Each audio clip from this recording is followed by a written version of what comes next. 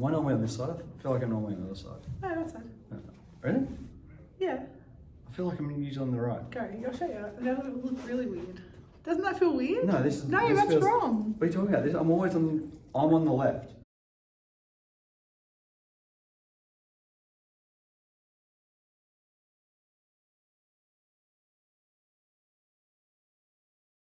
Guys, welcome back to another skills video. Today we are going to be tackling different types of photos and different types of maps that you will see in HSC Geography. This is going to be one of the questions you get quite early on, probably. You might just get a very basic question that gives you 4 types of maps and that says which type of map is map A. Or it might tell you what kind of map does this, and you've got 4 options. And you just have to know what type of maps are what and what they do. So in this video, we'll be covering the different types and what they're used for. Really quick, easy one to get your head around. You just need to know what they are and how to use them. So let's have a look then. Let's go.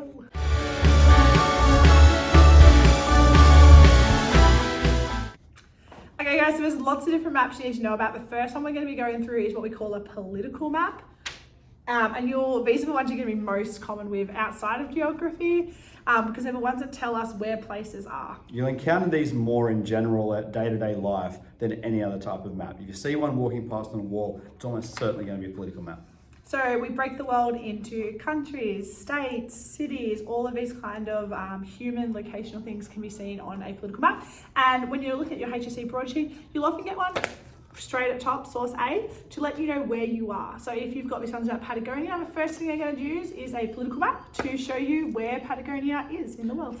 A political map is basically going to be defined by political borders. It's probably going to have cities, particularly the capital city on it. That's pretty much where it's going to stop. It's going to show you the outline of the country in relation to other countries, but it's not going to give you any geographical information about the country usually.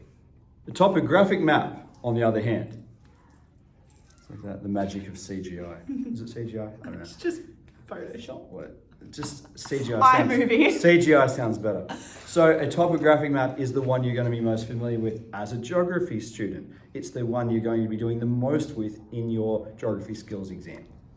And there will always be, usually, or always pretty much in the middle of your broadsheet, there'll be one big topographic map that's going to have, 8 or so questions using this map. Topographic maps use contour lines to map areas of equal height, as well as showing different geographical and human features. And to figure out what all those features mean, you need to use your legend and scale here at the bottom.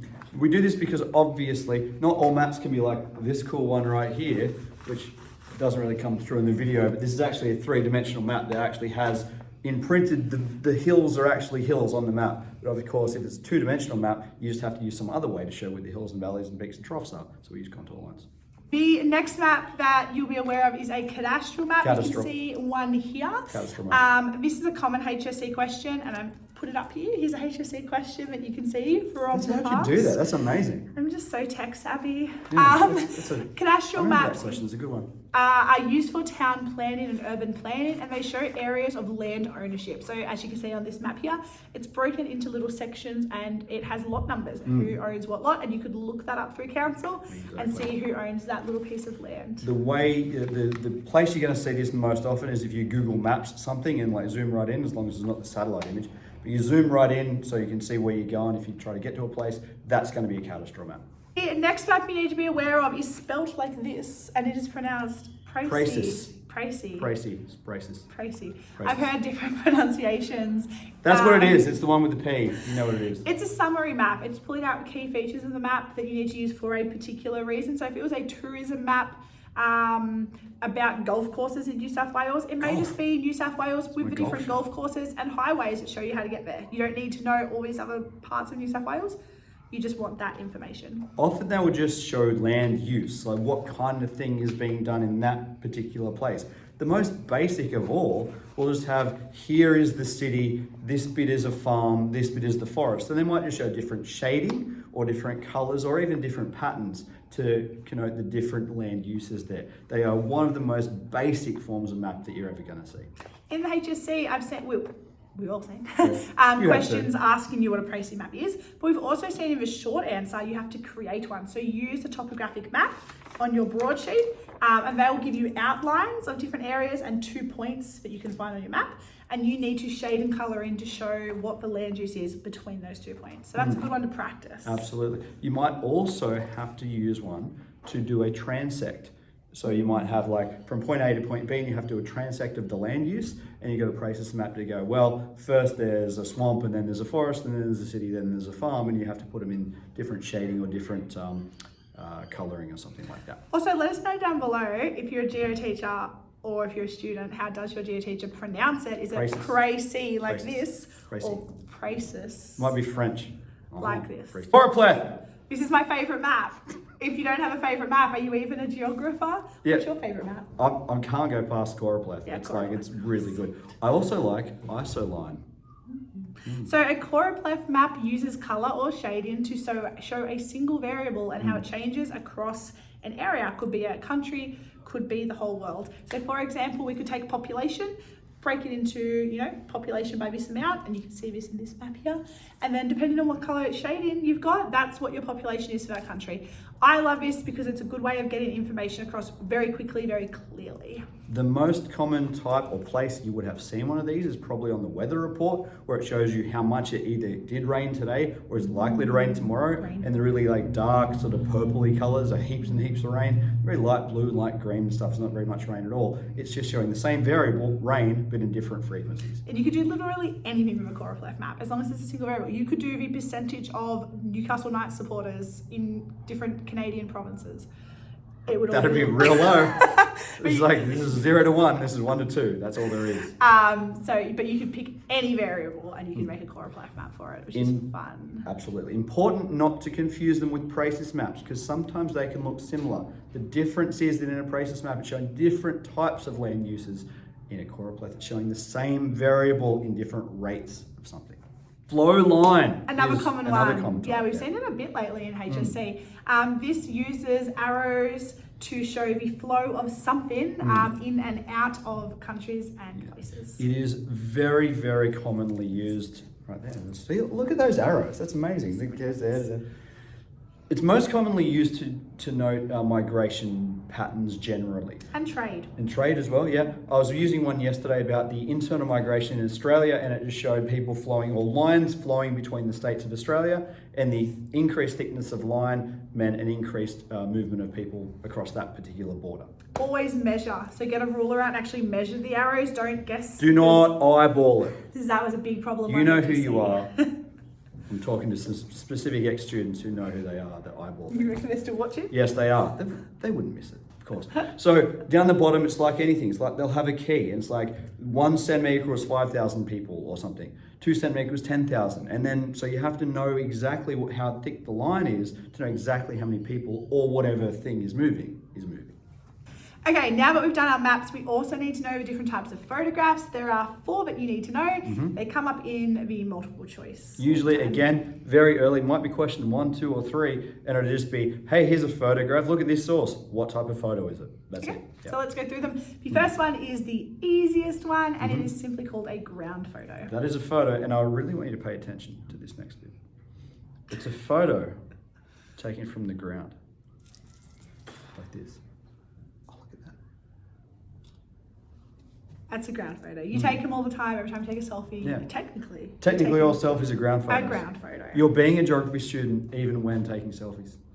Okay, the next type of photograph is an aerial photograph, and this can be taken or broken into 2 types. So we're going to go through those now. Aerial vertical, the first type, and probably the most common, again, it's sort of used as a mapping technology, is a photo from the air taken straight down bird's eye view looking at the ground. So if I was to have Cizzio's phone here, and I was to be, let's pretend I'm in a helicopter. Yeah, because you couldn't be standing on the ground, because then it's still a ground photo. But if I'm in a helicopter, and I just point it straight down, so I've got Don't drop my phone, we're in a helicopter. Flat, and I take a photo, that is an aerial vertical photo. Aerial vertical, yeah. It's looking straight down at the ground. Not to be confused with a satellite photo, which we'll get to in a minute. The second type of aerial photo is what we call an aerial oblique photo. So you're still up in a plane or helicopter, but instead of taking the photo like this straight on, you're going to turn your phone or camera, probably camera, let's be honest, on a bit of an angle. So you're not only showing the ground below you, but you're showing the ground off in the distance, and you usually will get a bit of the skyline as well. Yeah, a bit of the horizon. If you can see off to the horizon, and if you can see the horizon, it's definitely going to be an aerial oblique. These ones often will show the urban sprawl of a city or something like that, stretching out into the distance, right? It's going to give you a better perspective of the thing you're looking at rather than just looking at one spot straight down. So 2 tricks: if you can see the skyline of a horizon, Horizon. or if you can see the side of a building, not just the top of the building. Good one. Good trick there. Aerial oblique. Aerial oblique. Satellite Satellites. photos. Satellite photos. They're taken from space where the satellites are. And you'll see in the bloopers, we've struggled to get through this part. Satellites are up in space and they take photographs. Of the Earth. And they show the Earth from really far away. So they would be what we call Satellite small photos. scale. Oh, small scale. We're going to get to that. Photos. We'll get that in a minute. But don't confuse a satellite photo with an aerial vertical photo, because they do, at first glance, often look the same. Can you tell the difference? Well, a satellite photo will be over a much wider area, and you can usually see things like clouds way down below you and stuff like that. If you can see clouds way down there, then it's a satellite photo. If you see clouds, it's a satellite photo. You're just going to see like land, like Australia. You're not going to see. You won't be able to make out where Bridge. cities. You pretty much won't be able to make out where cities are generally. Depends. You could how just look over much here. Zoomed in. So this is Oh, look at that. really good That's a example. great example. That's a fantastic Satellite example of a photo. satellite photo. These are very helpful to Yeah. get an understanding of a large area. So, like I said, you may have to do something with one of these photos. It may ask you to tell you what it says about one of the concepts in the syllabus, but often it will just be, what type of photo is that? Simple, bread and butter, easy mark for you to get. Make sure you know them.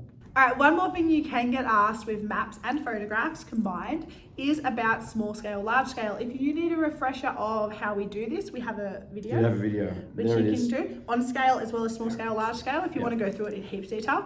But just to give you a quick overview again, let's say you get given 2 photos, 2 maps, and you get asked which one has the smallest scale. What would you do, Cizz? You go to the rule, and the rule is big scale, big detail. Small scale, small detail. If you can see the entire planet on the size of a postcard, then you might be able to figure out where some of the countries are, but that's it. There's no roads, no cities, there's no detail. It's a very small scale. You can see cities and buildings and roads and towns, lots of detail, big scale. So which one of the 4 sources is giving you the least amount of detail, is taken the furthest away? That is going to be your smallest scale. That's a super common question. It comes up all the time, and no matter how many times I repeat it over and over again, still a lot of people get it wrong. So make sure you've got that rule in your head. Big scale, big detail. You won't get it wrong. You get that mark. How good was that? That was good. That's it. Now you know them all. Sorry, it's been a while since we've been really busy, and there's been lots of stuff. So we're going to try and be making videos as often as we can. So it's great to be back in front of the camera making videos again. It's really nice. Check us out on Instagram at geography_explained_online. We've put a podcast out, but it's taken ages to get like approved and upload stuff. I and think stuff, it's the first one. Yeah, it's coming though. We'll keep you posted. The We're hoping Geopod to is do coming. more. Yeah. Geography Explained on air. On air. That's a great name, by the It's way. a great name, whoever came up with Well that. done, That was that person. from YouTube in the comments. Yes. So, all right, awesome. We will see you again soon. If there's any skills you'd like us to cover, or even a HSC question you've seen that you're stuck on that we can go through, comment down below, let us know, and we will see you again soon. Absolutely. See you soon. Bye, GS Squad. Bye. Where are satellite photos taken from? The space. The space. The space. Space. It's really high up. It's like a vertical aerial, but from way further up In a not satellite? even in the air, past the air, Space. into space, the space. So we have satellites. We have sent up into the atmosphere, far away. What? Okay, And good. where are they taken from? Well, they're on the flat Earth. That's a. Wait, don't cut that.